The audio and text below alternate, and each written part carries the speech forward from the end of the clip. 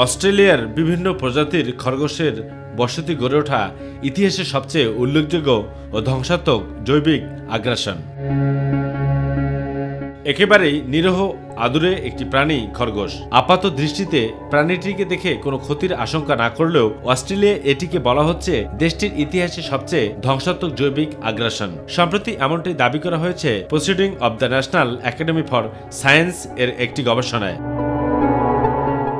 মূলত বুনো খরগোশ কখনোই অস্ট্রেলিয়ায় স্থানীয় কোনো প্রাণী ছিল না এবং সেখানে এটিকে অনুপ্রবেশকারী প্রজাতি হিসেবে ধরা হয়। এই প্রজাতির খরগোশ খুব দ্রুত বংশবিস্তার করে এবং দলবদ্ধভাবে তাদের ফসলের ও জমির ক্ষতি সাধন করে, যা চলতে থাকলে অত্যাধুনিক ভূমিক্ষয় এবং অন্যান্য পরিবেশগত সমস্যার তৈরি হবে। ঐতিহাসিক দলিলপত্র ঘেঁটে গবেষকরা জানতে পেরেছেন 1859 সালে থমাস অস্টিন নামক একজন বসতি স্থাপনকারী তার জন্মভূমি ইংল্যান্ড থেকে অস্ট্রেলিয়ায় খরগোশ নিয়ে আসেন।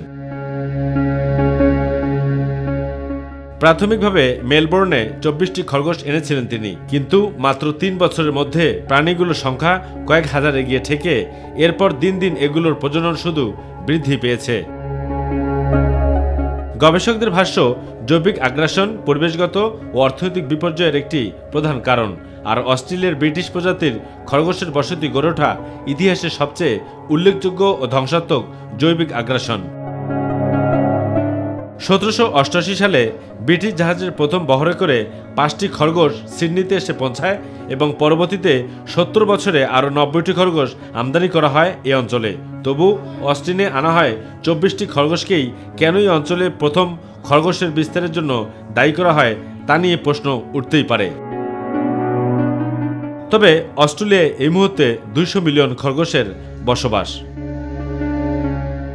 অবু সাইদ অপু, মাই টিভি।